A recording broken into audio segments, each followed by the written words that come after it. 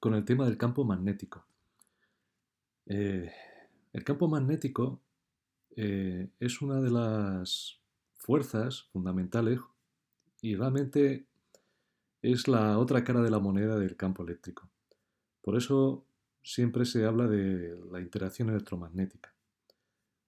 Entonces el tema comienza con una introducción del origen de la palabra magnetismo. Realmente la palabra magnetismo proviene de la región de Anatolia llamada Magnesia, donde cuenta la leyenda que un pastor iba con sus cabras por el monte y los pastores tienen un bastón. Entonces el bastón tenía una punta de hierro donde se apoyaba, iba subiendo por los riscos, por las montañas y al parecer en un momento dado, al chocar contra una roca, pues le costó más levantar el bastón. Y esa roca pues era una que se llama magnetita, que es la que os ponen aquí, que es un óxido de hierro y que tiene la propiedad de atraer pues al hierro y a otros materiales llamados ferromagnéticos, el níquel y el cobalto. Bueno, pues esta propiedad que tiene este mineral se denomina magnetismo. Y no solamente lo tiene este mineral, sino que toda la Tierra también tiene propiedades magnéticas. Es, los objetos que tienen este tipo de propiedades se denominan imanes. Entonces la Tierra sería un imán gigantesco. De hecho, la brújula que se ha usado ya durante siglos en la navegación y permitió pues, desplazarse por los océanos, por los mares, eh, funciona porque la Tierra es un gigantesco imán. Eh, Aquí tenéis un dibujo de la Tierra y es curioso saber que el polo norte geográfico está cerca del polo sur magnético. Es al revés de lo que uno podría intuir. Y viceversa, el polo sur geográfico está a cierta distancia, cercana al polo norte magnético. Están al revés. Entonces, ¿para qué vale este fenómeno? ¿Para qué se emplea en la vida cotidiana? Bueno, aparte de la brújula, resulta que hay muchos dispositivos hoy en día que permiten, por ejemplo, almacenar datos en los discos duros de los ordenadores, discos magnéticos, también en las antiguas cintas de cassette y pues es el fundamento de, por ejemplo, los motores eléctricos y de otros artilugios que veremos. Eh, ¿Cuál es el origen del magnetismo? Pues el origen del magnetismo son las corrientes eléctricas, ni más ni menos. De hecho, como ya os he comentado al principio, hay una dualidad entre magnetismo y electricidad. Se puede generar uno a partir del otro. En este tema lo que veremos es que a partir de la electricidad se genera magnetismo. Pero en el siguiente tema, en el tema de la inducción electromagnética, veremos justo lo contrario, que a partir de variaciones del campo magnético se puede generar electricidad. Entonces la fuente del campo magnético al final son corrientes eléctricas que existen dentro de la materia. Ahora comentaremos.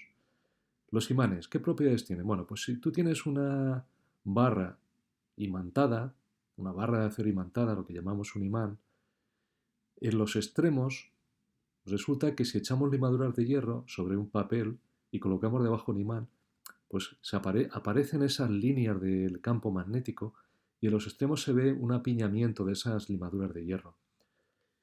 Bueno, pues esos extremos se denominan polos y además están diferenciados en polo norte y polo sur. Así la brújula, pues ya sabéis que se orienta en función del polo norte de la Tierra geográfico. Bueno, una propiedad curiosa de los imanes es que si lo partes, o tienes dos imanes que regeneran la polaridad, polo norte y polo sur. Y si lo vuelves a partir, se regenera la polaridad. Y esto es algo también interesante, es algo que ocurre en la naturaleza, que no se sabe muy bien por qué. De hecho, no existen monopolos magnéticos. Hay alguna gente que teoriza sobre ellos, pero no se ha encontrado ninguno, ni una partícula que tenga un monopolo. Bueno, pues el físico danés Ørsted observó un fenómeno curioso y es que si colocaba una aguja imantada, o lo que sea una brújula, la aguja de una brújula, colocada tal como está en la figura, encima de un conductor, de unos cables conductores por los que no pasa ninguna corriente. Y de repente cerramos el circuito para que pase la corriente, bueno, pues esa aguja imantada se orientaba, se movía. Es decir, que el campo eléctrico, las cargas eléctricas en movimiento, puede formar un campo magnético a su alrededor y la aguja imantada lo detecta. Entonces, ¿cuál es el sentido de la corriente? ¿Y cuál es el sentido de la aguja? Pues mirad, imaginaros que colocáis vuestra mano derecha abierta, encima de este cable, de tal manera, este cable conductor, de tal manera que el dedo gordo apunte hacia la izquierda, como va la corriente. Y tus dedos, los otros dedos están apuntando aquí. Entonces, eh, la dirección que te apuntan esos otros 4 dedos sería el polo norte de la brújula. Claro, si cambiáramos el sentido de la corriente, pues tendrías que girar tu mano y colocarla. Es un poco difícil, pero si lo intentas, colocarla hacia abajo, tu mano derecha hacia abajo, apuntando tus dedos hacia abajo y el dedo gordo hacia la derecha. Bueno, pues hacia abajo eso es donde apuntaría el campo magnético, en concreto el polo norte magnético. Bueno, esto lo descubrió Ørsted y Ampère, el científico francés, también practicó con todo este fenómeno de la electricidad que generaba campos magnéticos.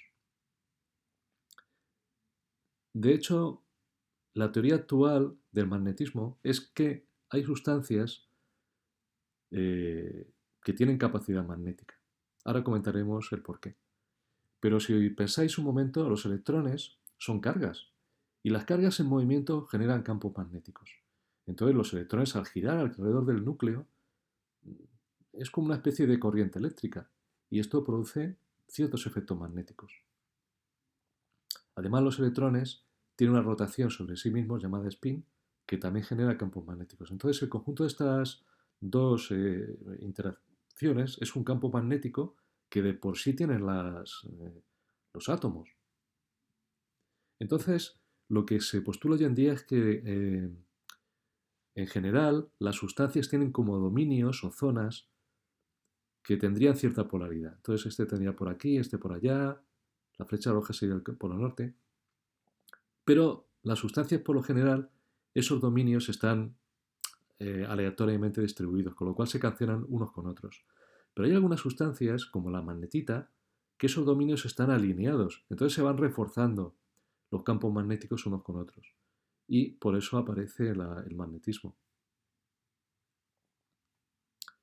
El campo magnético, ¿en qué consiste? Pues es una perturbación que un imán o una corriente eléctrica produce en el espacio que los rodea. Entonces, esto es lo que os comentaba de las limaduras de hierro. Aquí tienes un imán, polo norte, polo sur, y para que pudiéramos verlo, pues han colocado el imán y encima de un papel y aquí han echado limaduras de hierro y se observan estas líneas que van del polo norte al polo sur, la convención es esa, es unas líneas cerradas. A diferencia del campo eléctrico, que eran líneas abiertas, aquí son las líneas de campo son cerradas. Sale de aquí y entran por aquí. Entonces en los extremos ves que se acumulan las limaduras de hierro en los polos, donde la intensidad magnética es superior.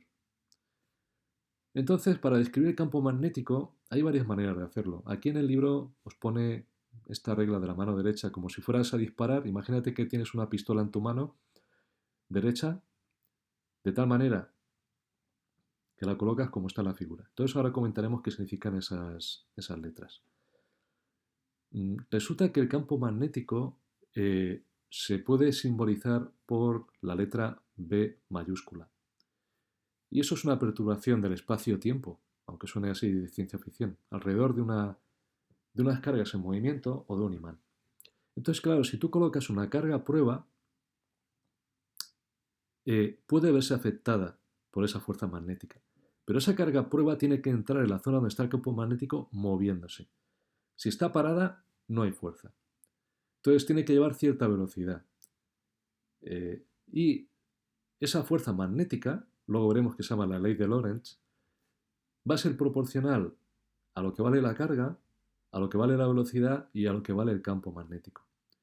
Entonces, ¿cómo podemos obtener, dado que son vectores, la dirección de cada cosa? Pues mirar, si el campo va para arriba, indicado por el dedo gordo, y el gatillo sería la velocidad, bueno, pues entonces el otro dedo nos indicaría la fuerza, ¿eh? El sentido de la fuerza a la que la partícula se vería sometida. Realmente hay otro método que os explicaré más adelante, que es con la mano derecha colocándola como en garra, en forma de garra. Ya explicaremos en su momento a qué me refiero. Entonces, el campo magnético, como es un vector, pues tiene módulo, tiene dirección y tiene sentido. El módulo se calcularía de esta manera. Sería la fuerza que experimenta la carga cuando se mueve dentro del seno del campo magnético con cierto ángulo respecto a la fuerza y la velocidad. La dirección era del movimiento de las cargas que daría lugar a una fuerza magnética nula y su sentido es el que determina la regla de la mano derecha. Es decir, si os acordáis del producto vectorial, la regla de la mano derecha era abatir un vector sobre el otro. Entonces aquí sería abatir el vector v, velocidad, sobre el vector de campo magnético. Eso te daría la fuerza, que veremos en el apartado 3 desarrollado. Bueno, ¿cuál es la unidad del campo magnético? Realmente el campo magnético también se denomina inducción magnética. Y en el sistema internacional la unidad es el Tesla. El Tesla es en honor del científico croata o serbio que se llamaba Tesla y que emigró a Estados Unidos, muy famoso, que fue el que desarrolló la corriente alterna en competición con Edison. Bueno, es una unidad realmente grande, por eso se suele trabajar con submúltiplos.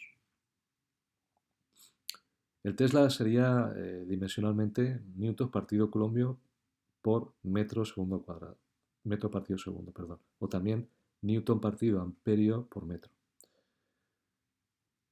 El campo magnético, ¿cómo se representa? Bueno, el campo magnético es invisible. Nosotros para interpretar lo que está pasando nos inventamos unas líneas de inducción magnética. Algo parecido a lo que ocurría con el campo eléctrico. Pero hay diferencias. El vector de inducción magnética va a ser tangente a esas líneas de inducción. Esto es común acá al campo eléctrico también. Y la densidad de líneas de inducción va a ser proporcional al módulo del campo. Pero hay algunas diferencias.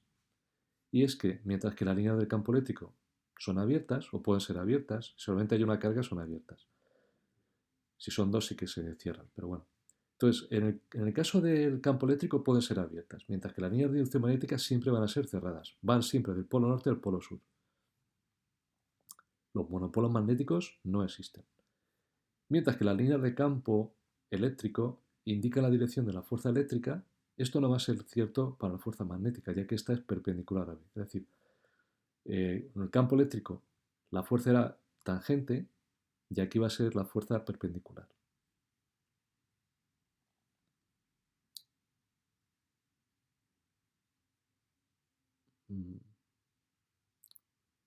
Fuentes del campo magnético.